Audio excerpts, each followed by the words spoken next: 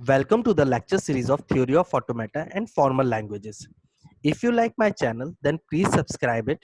Also press the bell icon to get the notification of upcoming videos. If you want to check more videos of Theory of Automata and Formal Languages, then please click the above links to get full playlist of my videos. Today, we will cover the topic that is instantaneous description of PDA. So instantaneous description is an informal notation of how a PDA computes a input string and make a decision that string is accepted or rejected.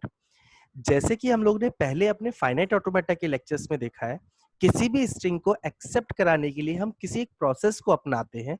यहाँ पर हम उस process को instantaneous description कहते हैं कि अगर मुझे किसी भी string as a input given हो और मुझे चेक करना हो कि वो इस पीडीए में एक्सेप्टेड होगी या रिजेक्टेड होगी, तो हम इंस्टेंटेनियस डिस्क्रिप्शन का यूज करते हैं। इंस्टेंटेनियस डिस्क्रिप्शन को यूज करने के लिए हमारे यहाँ पर 3 ट्रिपलेट से हमें इसको एक्सप्लेन करना होता है। Q, W, alpha, where Q is the current state. Q क्या बताती है कि आपकी करंट स्टेट क्या होगी। जब हमारे पास string as a first element given होगा और स्ट्रिंग स्टार्टिंग की होगी, तब हम Q हमारा इनिशियल स्टेट होगी। W is the remaining input. जितने भी रिमेनिंग इनपुट्स रह चुके होंगे जिनको हमने रीड नहीं किया होगा, वो W पे मेंशन करेंगे और स्टार्टिंग में पूरी की पूरी स्ट्रिंग हम W की जगह पे मेंशन करते हैं। Similarly alpha is the stack contents top at the left. Alpha क्या होगा कि स्टैक में जितने भी कंटेंट्स गिवन होंगे वो सारी चीजें आप अल्फा पे मेंशन करते हो और स्टैक के जो टॉप में एलिमेंट गिवन होगा वो सबसे लेफ्ट हैंड साइड में रिप्लेस किया जाएगा। स्टार्टिंग की अगर मैं बात करूं तो स्टार्टिंग में अल्फा की जगह पे आपका Z0 होगा जो कि स्टैक का इनिशियल एलिमेंट गिवन होता है। Turnstile sign is called a turnstile notation and represents one move. Basically अगर हमें जब भी इंस्टेंटेनियस डिस्क्रिप्शन को एक्सप्लेन करना होता है तो वहां पर हम टर्नस्टल साइन रिप्लेस करते हैं। ये हम आगे के एग्जाम्पल में चेक कर लेंगे। टर्नस्टल साइन बेसिकली क्या करता है कि किसी भी मूव को दिखाता है कि हम एक एलिमेंट को रीड कर रहे हैं और एक एलिमेंट को रीड करने के बाद हम कहां पर पहुंचेंगे और हमारी स्टैक में क्या क्या बचेगा और इनपुट टेप में अब क्या क्या बचा हुआ है, वो सारा नोटेशंस आपका दिखाता है। तो टर्नस्टाइल नोटेशन बेसिकली हमें एक स्टेप और एक मूव को दिखा देता है कि किस तरीके से हमें करना है। इसी तरीके से आपका टर्नस्टाइल स्टार साइन गिवन होता है। टर्नस्टाइल स्टार साइन क्या होता है कि आपके मल्टीपल मूव्स को एक साथ अगर आपको दिखाना है तो आप टर्नस्टाइल स्टार साइन को यूज कर सकते हैं। जैसे कि अगर आपको पहले पता हो कि स्टार क्लोजर का यूज करते हैं जिसमें कितने भी मूव्स हम ले सकते हैं एक साथ, तो सिमिलर फॉर्मेट में यहाँ पर भी हमने टर्नस्टाइल का स्टार से रिप्रेजेंट करते हैं उस चीज को। इंस्टेंटेनियस डिस्क्रिप्शन को समझने के लिए हम लोग एक एग्जाम्पल देखते हैं। एग्जाम्पल क्या है हमारे पास, construct a PDA that accepts L is equal to A की power n, B की power n, where n is greater than 0 and give instantaneous description for a string W is equal to triple A and triple B। Basically इस question में हमें एक PDA design करना है for L is equal to A की power n, B की power n। जब हम पीडीए डिजाइन कर लेंगे उसके बाद हम इस स्ट्रिंग के लिए उसका इंस्टेंटेनियस डिस्क्रिप्शन देंगे। बेसिकली हम बताएंगे कि क्या ये स्ट्रिंग हमारी एक्सेप्ट होगी या नहीं होगी, राइट। हमने पहले के एग्जाम्पल में देख चुके हैं कि L is equal to A की पावर n, B की पावर n कैसे डिजाइन किया जाता है, जो कि हमारे video introduction to push down automata में एक्सप्लेन किया गया है। ऊपर लिंक गिवन है, अगर आप लोगों ने पहले एक वीडियो नहीं देखा है देन प्लीज आप ऊपर की लिंक देख के उस वीडियो में जा सकते हैं और देख सकते हैं उस वीडियो को। नाउ अगर हम पिछले एग्जाम्पल से देखें तो हमने इसका पीडीए डिजाइन कर लिया था। पीडीए हमारा क्या बना था, ये हमारा पीडीए डिजाइन हुआ था जिसको हम लोग ग्राफिकल रिप्रेजेंटेशन से रिप्रेजेंट किया था। सिमिलरली हमने इसके ट्रांजिशन फंक्शन भी लिख लिए हैं यहाँ पर, राइट। अगर हमारे पास पीडीए डिजाइन अगर हमने कर लिया तो अब हमारे पास दूसरा स्टेप क्या बचता है, W is equal to triple A triple B को कैसे इंस्टेंटेनियस डिस्क्रिप्शन और इसको एक्सेप्ट होगी या रिजेक्ट होगी ये कैसे दिखाया जाए। उसके लिए हम लोग क्या करेंगे, हम लोग स्टार्टिंग में क्या करेंगे, क्यू नॉट लिखेंगे क्योंकि इनिशियली हमारे पास कौन सी करंट स्टेट होगी, that is a initial state. तो हम यहाँ पर क्या मेंशन कर दिया, क्यू नॉट मेंशन कर दिया। सिमिलरली हम लोग सेकंड स्टेप में क्या करते थे, इनपुट टेप में जितने एलिमेंट्स बचे हुए हैं उनको मेंशन करते थे। स्टार्टिंग में अभी हमने कोई भी एलिमेंट को रीड नहीं किया तो हम पूरी स्ट्रिंग को यहाँ पर लिख देंगे। इसी तरीके से तीसरा एलिमेंट क्या था कि स्टैक में जो भी एलिमेंट्स थे वो मेंशन करेंगे।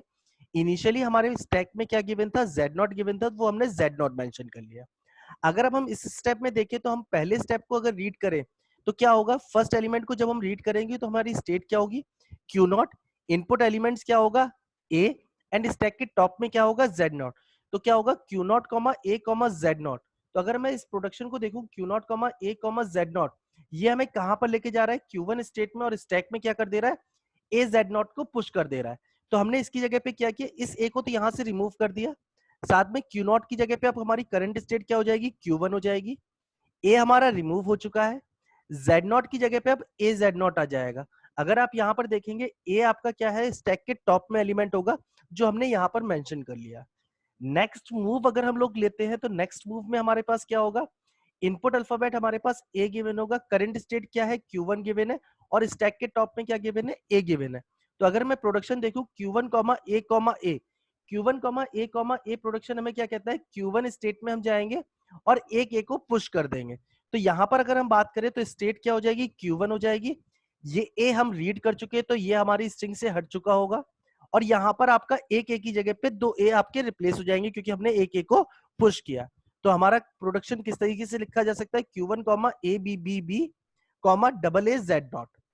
सिमिलरली नेक्स्ट स्टेप में अगर हम Q1 की बात करें तो Q1, A मींस अगर हम नेक्स्ट एलिमेंट रीड करेंगे जो कि हमारा A होगा, करंट स्टेट हमारी क्या होगी, Q1, स्टैक के टॉप में क्या होगा, A होगा। तो इसका प्रोडक्शन अगर हम चेक करें तो यहाँ पर अगर हमारे पास जो ट्रांजिशन फंक्शन गिवन है Q1, A, अगेन ये वाला प्रोडक्ट ट्रांजिशन फंक्शन हमारा यूज हो जाएगा। तो अगर हमारा ये ट्रांजिशन फंक्शन यूज होगा तो हम क्या करेंगे, इसकी जगह पे लिख सकते हैं Q1 की जगह पे Q1 हो जाएगा। इस A को हम रीड कर चुके हैं तो ये यहाँ से रिमूव हो जाएगा, ट्रिपल बी आ जाएगा, साथ में एक ए हमने पुश कर दिया स्टैक में जो कि यहाँ पर मेंशन कर दिया गया। नेक्स्ट स्टेप में अगर हम देखेंगे तो Q1, B मींस अब जो एलिमेंट हम रीड करेंगे वो B करेंगे। करंट स्टेट हमारी Q1 ही है अभी, और स्टैक के टॉप में क्या है, A गिवन है। तो हमारा प्रोडक्शन कौन सा यूज होगा, ट्रांजिशन फंक्शन यूज होगा Q1, B, A। Q1, B, A हमें क्या कह रहा है कि आप Q2 स्टेट में चले जाएंगे और स्टैक में कुछ भी चीज पुश नहीं करेंगे, मींस आप A को पॉप कर देंगे एक तरीके से। तो यहाँ पर Q1 की जगह पे Q2 स्टेट हो जाएगी और यहाँ पर दो B बचेंगे। यहाँ पर Q2 स्टेट आ गई, यहाँ पर दो B बचे हैं, और एक A आपका जो स्टैक में गिवन था वो हमारा पॉप हो चुका है। सिमिलरली अगर हम फिर से प्रोडक्शंस को देखें तो आपका इनपुट अल्फाबेट अभी क्या बचेगा, वो बी आएगा। इस बी की जगह पे हम क्या करेंगे, Q2, B, A, क्योंकि स्टैक के टॉप में ए गिवन है तो Q2, B, A। Q2, B, A production क्या दे रहा है मेरा, Q2, एप्सिलॉन। इसका मतलब है कि जो नेक्स्ट स्टेट आ जाएगी वो Q2 हो जाएगी, और स्टैक में क्या हो जाएगा, ए को हम पॉप कर देंगे जो कि आपका यहां से मेंशन किया जाता है।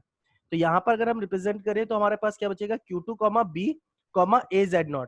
ये ए आपका क्या हुआ है, पॉप हो चुका है। सिमिलरली अगर हम नेक्स्ट स्टेप में देखें तो फिर हमारे पास क्या है, करंट स्टेट Q2 है, इनपुट एलिमेंट कौन सा बचा है, बी बचा है, और स्टैक के टॉप में क्या गिवन है, ए गिवन है। अगर इस में हम देखें तो ये ट्रांजिशन फंक्शन हमारा यूज हो जाएगा। अगेन हमारी नेक्स्ट स्टेट क्या हो जाएगी, Q2 नेक्स्ट स्टेट होगी। बी की जगह पे अगर हमने इसको बी रीड कर चुके हैं तो हमारे पास इनपुट में क्या बचेगा, अब एप्सिलॉन बचेगा, राइट। और ए ये हमारा पॉप हो चुका है तो हमारे पास केवल Z0 बचेगा। अगर मैं इस प्रोडक्शन को चेक करूं, Q2 हमारी करंट स्टेट है, एलिमेंट अभी हमारे पास क्या बचा है, अब कुछ नहीं बचा है, दैट इज एप्सिलॉन। स्टैक के टॉप में क्या है, Z0। अगर स्टैक के टॉप में Z0 है तो इस प्रोडक्शन को अगर हम चेक करें तो क्या ये प्रोडक्शन, ये ट्रांजिशन फंक्शन हमारा यूज हो सकता है। इस ट्रांजिशन फंक्शन में हम क्या कर रहे हैं, QF स्टेट में पहुंच जाएंगे और स्टैक में Z0 होगा। तो क्या हम इसको लिख सकते हैं QF, एप्सिलॉन, Z0। अब हमारी इनपुट टेप देखेंगे तो इनपुट टेप में कोई भी एलिमेंट हमारे पास गिवन नहीं है और हम फाइनल स्टेट में पहुंच चुके हैं। अगर हम फाइनल स्टेट में पहुंच चुके तो हम कह सकते हैं कि ये स्ट्रिंग एक्सेप्टेबल हो जाएगी। अगर इस कंडीशन में अगर हम फाइनल स्टेट पे नहीं पहुंच पाते तो हम कहेंगे कि हमारे पास, और हम इस स्ट्रिंग को एक्सेप्ट नहीं करेंगे, राइट। ये हम लोगों ने फाइनल स्टेट से ऑटोमेटा पीडीए जो डिजाइन किया था वो हमने यहाँ पर दिखाया है। सिमिलरली अगर हम एम्प्टी स्टैक से दिखाते तो यहाँ पर Z0 की जगह पे भी एप्सिलॉन आ जाता और आप किसी भी स्टेट पे होते तो कोई भी इशू नहीं होता। हमारी स्टैक खत्म हो चुकी होती है तो भी हम कह देते हैं कि अगर इनपुट टेप खत्म हो चुकी है और स्टैक में कोई भी एलिमेंट नहीं है तो हम उसको एक्सेप्टेड मानते हैं। तो इंस्टेंटेनियस डिस्क्रिप्शन आपका बेसिकली इसी तरीके से डिफाइन किया जा सकता है। Thank you for watching my lecture, like my video and subscribe my channel. Thank you.